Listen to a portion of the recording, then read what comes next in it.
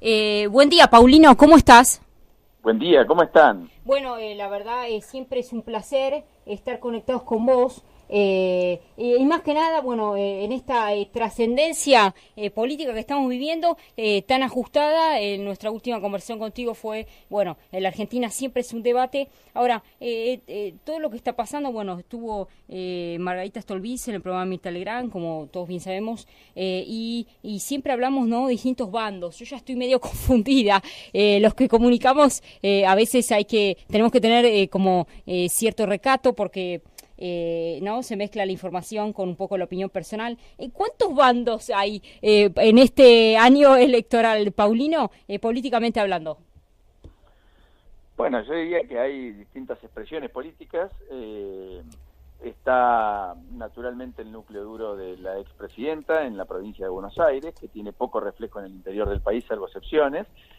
Está el gobierno, que tiene asiento jurídico en 23 jurisdicciones como Cambiemos, como sello electoral, y que necesita incluso solidificar y naturalmente consolidar poder político a partir de una victoria en la primera elección de medio término que le toca afrontar como tal. Están los que se jactan de ser las terceras fuerzas y las alternativas a la famosa, entre comillas, grieta o a los bandos encontrados. En ese contexto está un país que tiene una representación importante, particularmente juega mucho en la provincia de Buenos Aires porque su líder está allí y porque Stolbizer, que es la otra aliada, efectivamente también es candidato con Massa. Y luego hay expresiones que están más cerca o menos cerca, en todo caso, de alguno de los dos polos, tanto de Cambiemos como de la expresidenta. En ese caso está Lustó en la ciudad de Buenos Aires, en ese caso está el peronismo en el interior, cada uno con sus distintas expresiones, que van a intentar provincializar más que nada las elecciones. Y también están la izquierda, digamos, finalmente, y las diversas expresiones de izquierda que intentarán hacer mella, tallar, en la idea de consolidar estructuras de poder aquí y allá a partir de conseguir bancas de diputados, cosa que no será nada sencilla ni nada fácil, pero que es el enorme desafío de esa izquierda que hasta aquí es contestataria, que está en la calle, tiene expresión y representatividad en algunos núcleos duros combativos de la dirigencia gremial, que han hecho mucha fuerza en algunos gremios, pero que no ha políticamente tenido la relevancia que algunos imaginaban. O sea que yo te describiría el mapa político básicamente así, digamos. ¿Qué tal, Paulino? Te habla Juan Carlos, ¿cómo te va? Bien, Juan Carlos, ¿cómo estás? Buen día. Bien, querido. Escúchame, yo te pregunto esto, ¿qué en la decisión del resultado de las elecciones, ahora de medio término, qué va a predominar? ¿Lo político, lo económico o ambas cosas? Primero el factor emocional. La gente vota más por emoción que por razón. Escúchame, Paulino, una pregunta, te interrumpo. No, la inmensa mayoría de los bolsones de pobreza del país, sin subestimar la soberanía del voto, ¿podría ser que se mande un voto estomacal o de barriga? Puede pasar, claramente, y de hecho la economía es lo que ha determinado en buena medida las elecciones, y como decía el general Perón, la víscera más sensible del hombre. Ahora, está claro que el voto primero y fundamentalmente es emocional. Por eso se apela a lo emotivo, tanto en el gobierno como en la oposición, salvo excepciones. Más se intenta una tercera vía que además tiene este componente adicional de con propuestas mimetizar a la gente que su proyecto es superador porque tiene ideas, tiene propuestas. Mientras que el resto apela básicamente a la emotividad. Y yo creo que el voto primero y fundamentalmente es emocional. Ahora, luego es racional. Y una racionalidad que depende de dónde lo mires y los núcleos en los cuales vos analices, finalmente es mayor o menor en virtud del derecho que le asiste a cada uno a elegir lo que considera naturalmente que es mejor para sí. Claro, pero fíjate a mi modo humilde de interpretar la evolución del voto. La oligarquía vacuna al comienzo del siglo XX, se elegían el Jockey Club, el Club de Progreso, Tomá la voz, dame lo mío, el poder. Se elegían, entre comillas, un voto racional, no había elecciones, no se había sancionado la ley Sáenz Peña. Fíjate, ese es un voto racional, encomillado. Viene Perón y nace el voto emocional, la arenga, lo lacrimógeno, lo pañuelero, digamos, de Perón. Y en la instancia que estamos viviendo, por las necesidades básicas insatisfechas, ahí nace el voto estomacal o de barriga. O sea, pienso que se estaría batallando más, sobre todo Cristina Kirchner, en lo visceral, digamos, del voto.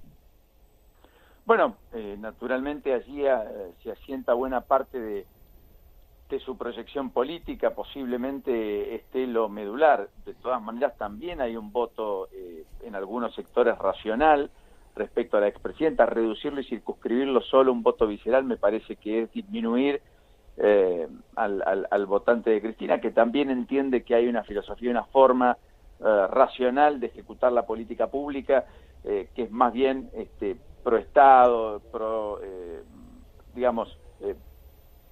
sentido nacional, con el cierre de fronteras, con pocas relaciones con el mundo, que sostiene esta idea de que la Argentina es esa potencia y en realidad fue ese imperio que describió André Malraux, que nunca pudo concretarse. En fin, me parece que hay razones que también asisten a una cierta racionalidad entre quienes acompañan a Cristina Fernández de Kirchner, equivocados, insisto, o no. Ahora está claro que una situación económica muy mala en los sectores de las changas, en los sectores más postergados de la sociedad y en particular en el sector industrial, en el segundo y tercer cordón del conurbano, le da aire y vigencia a un proyecto que en todos los casos, en otros aspectos, el institucional, el de transparencia, el de ejemplaridad, etcétera, es un proyecto que está total y absolutamente caduco, a tal punto que hoy no explica ni expresa siquiera al proyecto político que dio origen a su presidencia, que fue el Partido Justicialista, que en la propia provincia de Buenos Aires tiene con el sello partidario otra expresión y otro candidato y otra forma de pensar, que es la del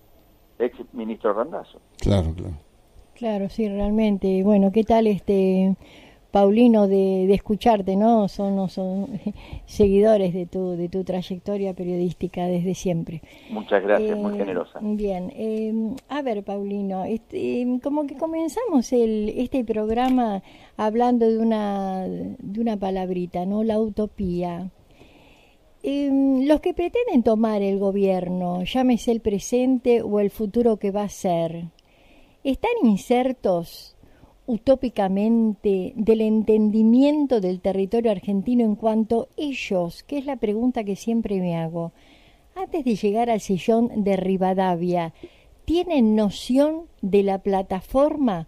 ¿Cuál es la Argentina? Que la Argentina no está formada por el cuadrilátero, llámese, de principales provincias centrales, Córdoba, Santa Fe, Buenos Aires y bueno, algo parte de La Pampa y punto. ¿Tiene noción de la existencia de un Jujuy, de un Salta, un Formosa inexistente y una Tierra del Fuego? Más allá de la diferencia climática, que tenemos toda la fortuna en la Argentina de tener las diferentes regionalizaciones, pero el funcionario, antes de tomar, es la pregunta que me hago, ¿tienen noción de la masificación que se trata de llevar este país adelante por los errores que se están cometiendo? A eso voy yo, ¿no? ¿Qué te parece, Paulino? La verdad es que es un planteo válido, pero francamente entiendo que la dinámica política te lleva a circunscribirte al 40% de la población que está en la provincia de Buenos Aires, el 8% que está en la ciudad de Buenos Aires, poco más del 8% que está en Córdoba, donde se resuelve efectivamente el 56% de la elección. Si a eso le sumás Entre Ríos y Mendoza, estás en el 66%.